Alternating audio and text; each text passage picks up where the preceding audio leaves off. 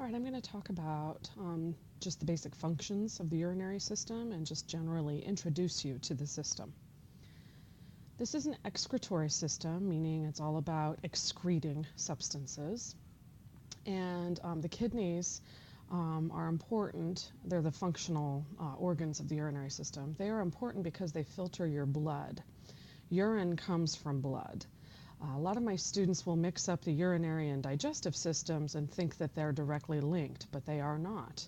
Digestive wastes, feces, poop, comes from undigested materials from the foods that you eat, whereas urine is filtered directly from blood. There is no direct link between the urinary and digestive systems. So what do your kidneys filter out of your blood? They get rid of metabolic wastes.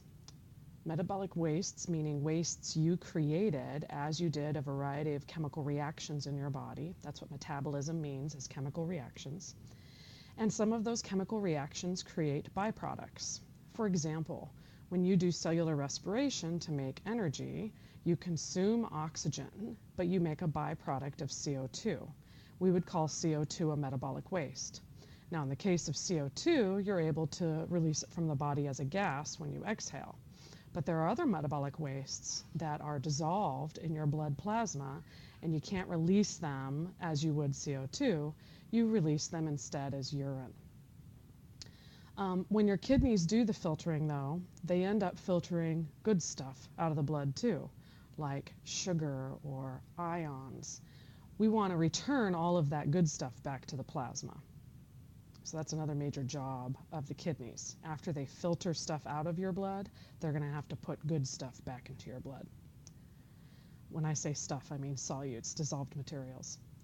Another important job of your kidneys is they regulate how much blood you have. In other words, they control the amount of water in your blood plasma. So ultimately, kidneys help to regulate blood volume and therefore blood pressure.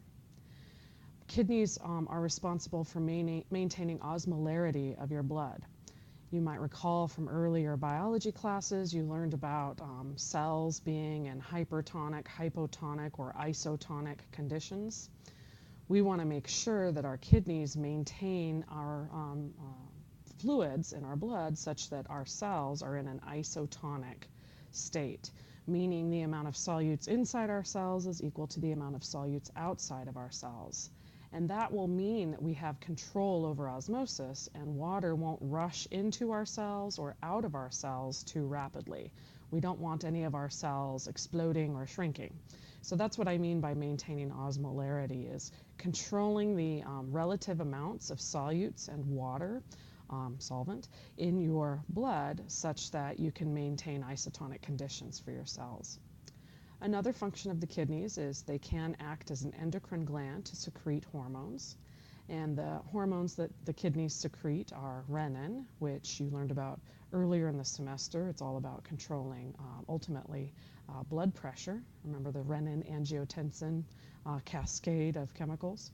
And then EPO is also created by the kidneys. And again, you learned about EPO earlier in the semester. It stands for erythropoietin.